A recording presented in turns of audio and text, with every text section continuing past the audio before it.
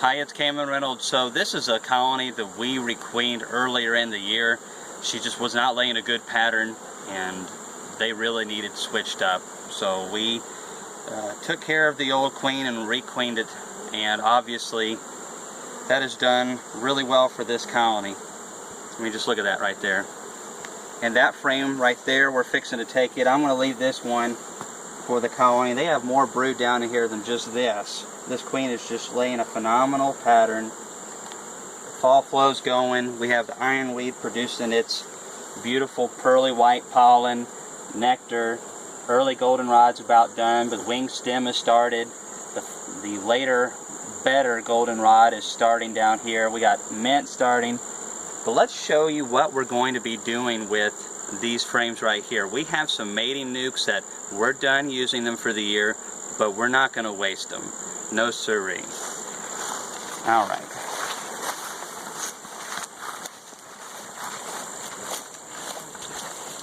Alright. This mating nuc right here was about 2 frames of bees.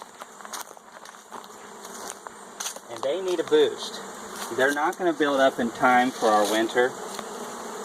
And we're going to be getting them in a bigger box before too long, but we're going to give them a little bit of time in this location. We'll move them to a different yard. This yard has plenty of bees.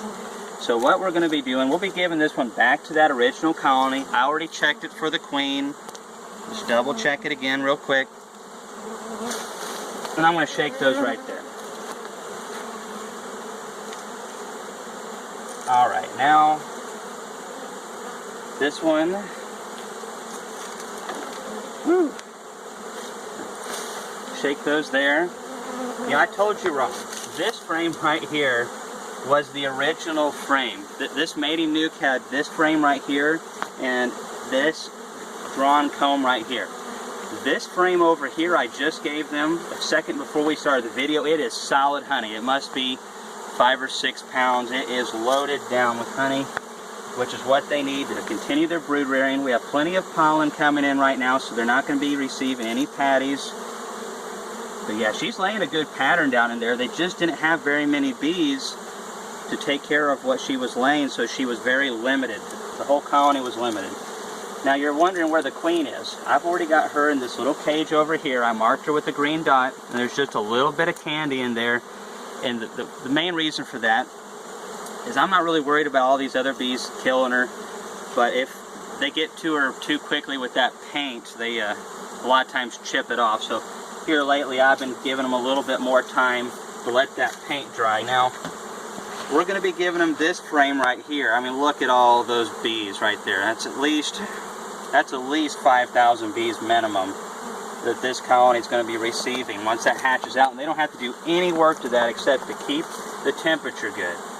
So they have food, they have a young queen, they have her brood, a lot of bees that have already accepted her. By the time she gets out, most of the older bees that we ship down in here are going to have flown back to the original colony, and then we're going to take this one back to the original colony, and then we're going to give them this frame here. And they're going to need that, because once that one frame of brood hatches out, this box is going to be very full. Once they start covering these frames really good, we will need to get them in a bigger box. Just because it is fall does not mean that they won't swarm on us. Bees, I've had several people kind of get a little upset at me saying this, but it's true. Bees don't think with any type of intelligence whatsoever. They are basically a biological computer, and if the certain stimuli hit, they respond in that way. So if they are backfilling the nest, they don't have enough room for anything, and they feel like they have good nutrition and all the requirements are met, they will swarm. It doesn't matter if it's in the middle of September. I've seen it happen here too many times, and those bees are doomed to die. There's no way they're surviving. So as good beekeepers, we want to make sure that doesn't happen. So anyways, this little, what was less than 2 frames strong of bees with a brand new queen is now going to be a packed nuc here probably in the next 7 to 10 days at the most. And then we're going to move this to a new bee yard. We're going to place it into a 10 frame box. We're going to give them drawn combs. There shouldn't be any need for us to give them more brood. I can overwinter 5 frames of bees here, no problem. I want bigger colonies than that, so we'll beef them up. We'll stick one of these frame feeders over into the side, and then we'll feed them, give them pollen patties, and they'll overwinter as a single. So that is what we do to help salvage and make sure we don't waste our nucleus, mating nucleuses at the end of the year. And this is one of the reasons why I really like using 5 frame systems, because I just feel like they're more versatile.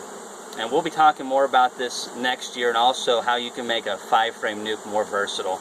We'll be doing that this winter. So we got a lot coming up. If you have any comments, suggestions, or questions, leave them below.